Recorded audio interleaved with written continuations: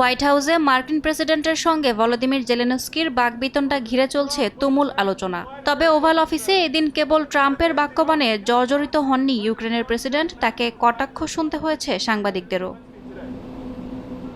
বৈঠকে Donald Trump পরে এসেছিলেন স্যুট, তবে জেলেনস্কি উপস্থিত হন সামরিক আদলের পোশাক পরে। মার্কিন প্রেসিডেন্টের সামনে এভাবে চলে আসাকে মোটেও ভালোভাবে নেননি এক সাংবাদিক। তাই সরাসরি জেলেনস্কিকে জিজ্ঞেস করেন কেন তিনি স্যুট পরে আসেননি।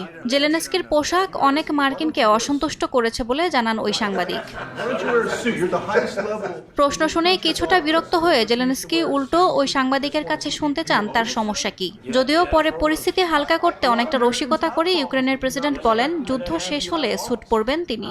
I will wear a costume after this war will finish. Okay. Yes, maybe one, Maybe something like this. something like Yes, yours. sir. Yes, That'd be great. maybe something better. I don't know. We will see. Maybe something cheaper than. Yeah. Thank you. Thank you. তড়িঘড়ি করে উত্তর দিয়ে অন্য সাংবাদিকদের কাছে নতুন প্রশ্নের জন্য ফিরে যান Zelensky. And do you think that it's respectful Yasmin Ananya, সময় সংবাদ। States of America and attack the administration?